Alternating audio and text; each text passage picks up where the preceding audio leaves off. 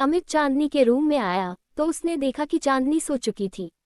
उसने चांदनी के पैर की ओर देखा और फिर आहिस्ता से उसका पैर बैक पर किया और उसे ब्लैंकेट उड़ाने लगा। उसने चांदनी के सिर पर हाथ फेरा और फिर मुस्कुराते हुए वहां से चला गया।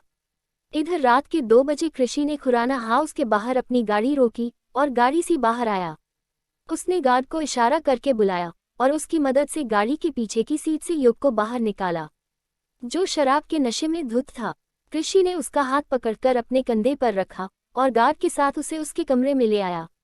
उसने युग को बेड पर लेटाया और गार्ड से बोला, तुम जाओ और घर में किसी को ये पता ना चले कि मैं युग को इस हालत में घर लेकर आया हूँ। जी छोटे साहब, इतना कहकर गार्ड वहां से चला गया। उसके जाते ही कृषि ने युग के जूते निकाले और उसे ठीक से बेड पर लेटा कर बड़बड़ाया, इंडिया आकर तो ये बेकाबू होता जा रहा है। अगर छोटी दादी ने इसे ऐसे देख लिया तो फिर से मेरे पापा को भला बुरा कहेगी और उन पर इल्जाम लगाएगी और एक बार फिर घर में तमाशे होने शुरू हो जाएंगे और सबसे ज्यादा तमाशा तो ये खुद ही करेगा। दादी पापा के बारे में कुछ कहेगी और ये उनसे झगड़ेगा। ये घर घर नहीं अखाड़ा बन जाएगा। इससे पहले कि ये घर अखाड़ा बने, मुझे कल सुबह होते ही मम्मा से युग की बात करवानी पड़ेगी। कृषि ने फिर से युग की ओर देखा और इतना कहकर वहां से चला गया। वो अपने कमरे में आया ही था कि उसके फोन की बेल बजने लगी। संजना का नंबर देखकर उसने गुस्से में अपनी आंखें बंद कर ली और फिर खुद को संभालकर कॉल रिसीव करके बोला, बोलो। छोड़ूंगी नहीं मैं तुम्हें कृषि, आज की बेइज्जती का बदला लेकर रहूंगी तुमसे, संजना नशे की हालत में बोली। तो कृषि गुस्से में उस पर भड़का, तुमसे जो बन सके संजना, बेशक कर लो। मैं ना तुमसे कल डरता था और ना आज डरता हूँ।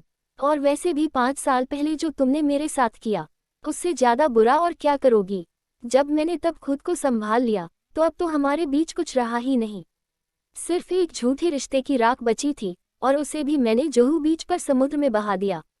इसलिए अब जो तुम्हारा दिल करे बेझिझक करो, पर इस बार सामने से वार करना और अपने किए वार पर मेरे पलटवार के लिए भी तैयार रहना, क्योंकि मैं कृषि राजीव खुराना हूँ। अपने दुश्मनों को कदमों में लाकर पटकना पैदा होते ही सीख लिया था मैंने। इसलिए अब फोन रखो और दोबारा मुझे कभी फोन मत करना, सीधे मुझ पर वार करना, समझी। इतना कहकर कृषि ने कॉल कट कर दी और संजना का नंबर ब्लैक लिस्ट में डाल दिया। दूसरी ओर राजीव टेरेस पर खड़ा सिगरेट पी रहा था। तभी अमित वहां आ गया। राजीव, तुम अभी तक सोए नहीं? अमित ने उसके पास आकर पूछा। राजीव ने उसकी ओर देखा और रेलिंग से टिककर बोला, नींद नहीं आ रही थी इसलिए यहाँ आ गया, पर तुम अब तक क्यों जाग रहे हो? अमित भी रेलिंग से टिककर बोला, कुछ फोटो एडिट करने थे तो वही कर रहा था। कल अपने बॉस को दिखाने हैं, क्या पता कोई अच्छा प्रोजेक्ट हाथ लग जाए और मैं पापा की थोड़ी हेल्प कर सकूं। उसकी बातें सुनकर राजीव 2 पल के लिए सोच में पड़ गया, क्योंकि उसे चांदनी के बैंक लोन वाली बात याद आ गई। वो अमित को वो सब बताने ही जा रहा था कि फिर कुछ सोचकर रुक गया और मन ही मन बोला, नहीं राजीव, चांदनी ने मना किया है। उसके मना करने के बाद भी अगर तूने अमित को इस बारे में कुछ बताया तो उसे बुरा लगेगा। उसने खुद को रोक लिया। दूसरी ओर चांदनी अपने रूम में सो रही थी, पर अपने पैर में लगी चोट की वजह से वो बार बार अपना पैर हिला रही थी। तभी उसे अपने सपनों में एक अधेड़ उम्र की औरत नजर आई, जो हाथ में पूजा की थाली लिए मुस्कुराते हुए मंदिर की सीढ़ियों से नीचे आ रही थी। मंदिर के सामने सड़क के दूसरी ओर राजीव एक कार के पास खड़ा उस औरत को आते देखकर मुस्कुरा रहा था। उसने आंखों पर ग्लासेस लगा रखे थे। वो औरत मंदिर की सीढ़ियों से उतरकर जैसे ही राजीव की ओर बढ़ी तो एक तेज रफ्तार ट्रक उसे उड़ाता हुआ निकल गया। चांदनी घबराकर उठ बैठी। उसने अपने आसपास देखा तो रूम में उसके अलावा और कोई नहीं था। उसने अपनी दोनों हथेलियों से अपने चेहरे पर आ रहे पसीने को साफ किया और अपने देखे सपने के बारे में सोचने लगी। वो औरत कौन थी? वो औरत और उस ट्रक वाले ने जानबूझकर उन्हें क्यों उड़ाया? और राजीव, उनका उस औरत से क्या लेना देना है? इतना कहकर चांदनी ने अपने दोनों हाथों से सिर को पकड़ लिया और फिर से बोली, क्या हो रहा है ये सब? क्यों ये सब नजर आने लगा है मुझे? क्या करूं मैं कान्हा जी? किससे मदद मांगूं? कैसे राजीव को अपनी जिंदगी से दूर रखूं? कैसे? उसने टेबल पर हाथ बढ़ाकर पानी का ग्लास उठाया, पर ग्लास खाली था। उसने टेबल पर रखे जग की ओर देखा तो वो भी खाली था। वो ग्लास टेबल पर रखकर बेड से उठने लगी तो उसके पैर में दर्द होने लगा। उसने खुद को संभाला और जग उठाकर अपने कमरे से बाहर आई। वो रेलिंग को पकड़कर आहिस्ता आहिस्ता सीढ़ियों से उतरकर नीचे किचन में आई। उसे भूख भी लगी थी तो उसने फ्रिज से अपने लिए खाना निकाला और माइक्रोवेव में गर्म करने लगी। पर जो सपना उसने अभी थोड़ी देर पहले देखा था, वो अभी भी उसी के बारे में सोच रही थी। वो मन ही मन बोली, अगर मुझे सच में फ्यूचर नजर आता है तो उस औरत को वो ट्रक कुचलने वाला है। कैसे बचाऊं उस औरत को? राजीव से उस औरत के बारे में पूछूं क्या? पर मैं उनसे पूछूंगी कैसे? क्या बताऊंगी उन्हें कि मुझे फ्यूचर नजर आता है? वो तो कभी मेरी बातों पर यकीन नहीं करेंगे और मेरा मजाक भी उड़ाएंगे, पर मैं चुप भी तो नहीं रह सकती। अगर चुप रही तो उस औरत को कैसे उस ट्रक के नीचे आने से बचाऊंगी? कुछ तो करना होगा मुझे, राजीव से बात करनी होगी मुझे। कल सुबह उनसे ऑफिस में बात करती हूँ। इतना कहकर उसने माइक्रोवेव से खाना निकाला और ट्रे में रखने लगी। वो ट्रे उठाकर लड़खड़ाते हुए आहिस्ता आहिस्ता अपने रूम की ओर बढ़ ही रही थी कि अचानक दर्द की वजह से लड़खड़ाने लगी। तभी राजीव ने आकर उसे पकड़ लिया। चांदनी ने तुरंत नजरें उठाकर उसकी ओर देखा तो राजीव भी उसे ही देखने लगा।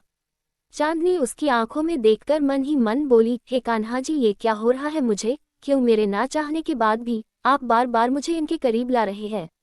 और ये अजीब से एहसास जो मैं पिछले कुछ घंटों से महसूस कर रही हूँ, अब ये क्या ही मुसीबत है? और वो औरत आखिर है कौन? तुम ठीक हो? तभी राजीव ने उससे पूछा। चांदनी ने आहिस्ता से हाँ में अपना सिर हिला दिया और बोली, वो मुझे भूख लगी थी तो मैं खाना लेने आई थी। राजीव ने उसके हाथों से ट्रे ली और बोला, मैं ले चलता हूँ। चांदनी कुछ नहीं बोल सकी, उसने बस सिर हिला दिया और सीढ़ियों की ओर बढ़ने लगी। उसे लगड़ाते देख राजीव तुरंत बोला, रुको चांदनी। चांदनी के कदम रुक गए और उसने पलटकर राजीव की ओर देखा। राजीव ने ट्रे वही एक टेबल पर रखी और चांदनी के पास आया। चांदनी उसे एकटक देख रही थी। तभी राजीव ने उसे अपनी बाहों में उठा लिया और सीढ़ियां चढ़ने लगा। चांदनी बिना कुछ कहे अभी भी उसे एकटक देखे जा रही थी। उसे अपना हर वो सपना याद आ रहा था जब राजीव उसके करीब था। तभी राजीव की नजरें भी उससे टकराए और चांदनी को खुद को ऐसे देखते देख उसके कदम रुक गए और वो भी एकटक चांदनी को निहारने लगा। दोनों बिना कुछ सोचे बस एक दूसरे को देख रहे थे। क्यों ना चाहते हुए भी मैं इस लड़की की ओर खींचता चला जा रहा हूँ, राजीव मन ही मन बोला। चांदनी ने अपनी नजरें झुकाए और फिर बोली, मुझे नीचे उतारिए, मैं खुद चली जाऊंगी। राजीव चौंक गया और फिर तेजी से उसे उसके कमरे में लेकर आया। उसने उसे बेड पर बैठाकर कहा, मैं तुम्हारा खाना लेकर आता हूँ। चांदनी ने सिर हिला दिया। राजीव वहां से चला गया और उसका खाना लेकर वापस लौटा। उसने ट्रे चांदनी के सामने रखी और बोला, ये लो। Thank you. राजीव बिना कुछ कहे वहां से चला गया। चांदनी मुस्कुराने लगी। उसने रिमोट उठाकर टीवी ऑन की और ट्रे अपने पास खींचकर खाना खाने लगी। तभी टेरिस से नीचे आकर अपने कमरे की ओर बढ़ रहे अमित की नज़र उस पर पड़ी। वो चांदनी के पास बैठकर बोला, अगर भूख लगी थी तो मुझे कह देती है। चांदनी ने ना उसकी बात का कोई जवाब दिया और न ही उसकी ओर देखा तो अमित मुस्कुराते हुए बोला, आई एम सॉरी बाबा, कल मुझे तुझसे ऐसे बात नहीं करनी चाहिए थी। चांदनी ने उसे गुस्से में घूरा और फिर से खाना खाने लगी तो अमित बोला, अब सॉरी बोल तो रहा हूँ, अब क्या जान लेगी मेरी? चांदनी कुछ नहीं बोली, वो बस खाना खाते हुए चुपचाप टीवी देख रही थी। उसका ऐसा बिहेवियर देखकर अमित गुस्से में बोला, ठीक है मत कर मुझसे बात, पर तेरे और पिंकी के लिए तुम्हारी फेवरेट आइसक्रीम लाया था, उसे तो दे आया, पर तू सो रही थी, फ्रीजर में रखी है, खा लेना।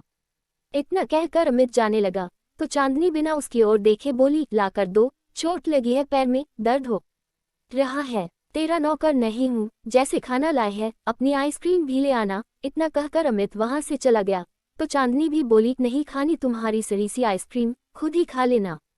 अमित ने उसकी बातों पर ध्यान नहीं दिया। चांदनी भी मुंह बनाकर अपना खाना खत्म करने लगी। कुछ देर बाद अमित वापस आया और चांदनी के सामने आइसक्रीम रखकर बोला, अब खाना है तो खा वरना बाहर में जा। इतना कहकर अमित उसे घूरते हुए वहां से चला गया। उसके जाते ही चांदनी ने झुककर दरवाजे की ओर देखा और फिर खाने की ट्रे टेबल पर रखकर फट से आइसक्रीम उठाकर खाने लगी। तभी अमित बोला, जहां नाक लगे वही लगाया कर। चांदनी ने फिर से उसे घूरा और बोली, तुमसे नाराज हूं पर इस बेचारी आइसक्रीम ने मेरा कुछ नहीं बिगाड़ा। अमित ने इरिटेट होकर आहिस्ता से अपनी गर्दन हिलाई और फिर वहां से चला गया। अगले दिन चांदनी रेडी होकर आहिस्ता आहिस्ता सीढ़ियों से नीचे आई और चीखी, चाची जल्दी से नाश्ता दीजिए, मुझे ऑफिस के लिए देर हो रही है। ये सुनकर उसकी चाची किचन से बाहर आकर बोली, चोट लगी है ना तुझे? कोई ज़रूरत नहीं है आज ऑफिस जाने की, अपने कमरे में जाकर आराम कर। नहीं चाची, आज मेरा ऑफिस जाना बहुत ज़रूरी है। एक बहुत इम्पोर्टेंट मीटिंग है आज, और मेरी चोट भी अब ठीक है। देखिए दर्द भी नहीं हो रहा। इतना कहकर चांदनी ने अपना पैर हिलाकर उसे दिखाया तो अनु उसे घूरते हुए बोली, आजकल मेरी बात ना मानने की आदत डाल ली है तूने, जो दिल में आए वो कर। अनु बड़बड़ाते हुए किचन में चली गई। उनके जाते ही चांदनी मन ही मन बोली, आई एम सॉरी चाची, आज फिर आपकी बात नहीं मान रही हूँ, क्योंकि मुझे ऑफिस जाना पड़ेगा। अगर संजना से लोन सैंक्शन करवाना है तो मुझे ऑफिस भी जाना होगा और उसकी बात भी माननी होगी। दूसरी ओर अपने कमरे में सो रही संजना की नींद खुली तो उठते ही उसने अपना सिर पकड़ लिया, क्योंकि उसके सिर में बहुत तेज दर्द हो रहा था। पर फिर उसकी नज़र अपने कमरे में टूटे पड़े सामान पर पड़ी। उसने अपना सिर छोड़ दिया और बेड से उठकर अपना रूम देखने लगी। आहिस्ता आहिस्ता उसे वो सब याद आने लगा जो बीती रात उसने किया था। उसे वो सब भी याद आया जो उसने राजवीर से कहा था। उसने अपनी आंखें बंद कर ली। अलका, मनीष, कहाँ मर गए सब? वो गुस्से में जोर से चीखी। सारे नौकर दौड़ते हुए वहां आ गए। उन्हें देखते ही संजना गुस्से में बोली, साफ करो ये सब। जी मैडम, मनीष सिर झुकाकर बोला और तुरंत साफ सफाई करने लगा। बाकी नौकर भी उसकी हेल्प करने लगे। संजना अपने कमरे से बाहर आई। वो राजवीर को पुकारते हुए इधर उधर देखने लगी और अपना सिर पकड़कर तेजी से सीढ़ियों से नीचे आई, पर उसे राजवीर कहीं नजर नहीं आया। वो फिर से चीखी, अलका।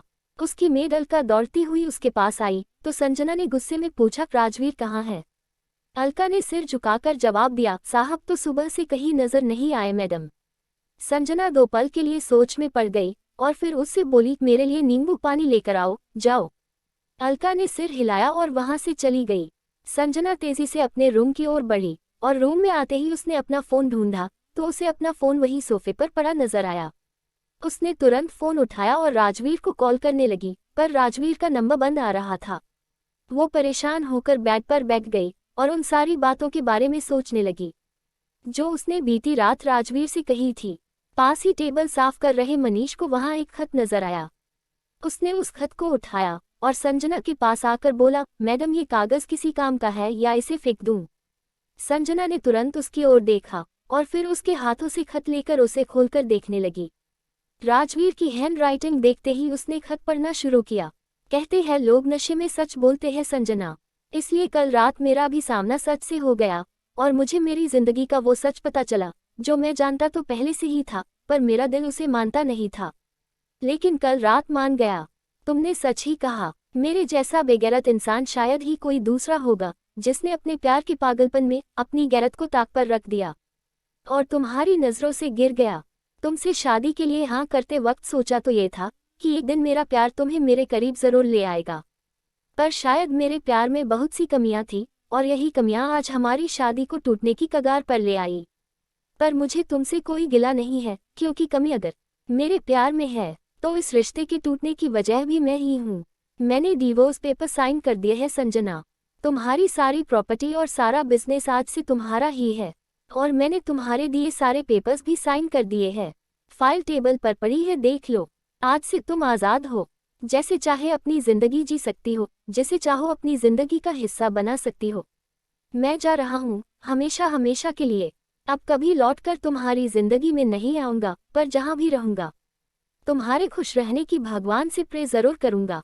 तुम्हारे डैड ने मेरे डैड का बिजनेस बचाने के लिए जो रुपए दिए थे, उन रूपों से मैंने आज तक जितना भी कमाया है वो सब मैंने तुम्हारे अकाउंट में ट्रांसफ़र कर दिया है, और जो भी प्रॉपर्टी खरीदी थी वो भी 2 दिनों में तुम्हारे नाम ट्रांसफ़र हो जाएगी। इस घर से भी सिवाय अपने कपड़ों के कुछ लेकर नहीं जा रहा हूँ। सुबह जब तुम उठोगी तो मैं तुम्हारी जिंदगी से जा चुका होऊंगा। अगर हो सके तो मुझे माफ़ कर देना। तुम्हें तलाक ना देने का मेरा सिर्फ इतना सा स्वार्थ था कि मैं तुमसे प्यार करता था और कोई लालच नहीं था मेरा। इसलिए मुझसे नफरत मत करना, वरना तुम्हारी नफरत मुझे सुकून से जीने नहीं देगी। चलता हूँ। अपना ख्याल रखना और खुश रहना। Goodbye Sanjana. लेखिका।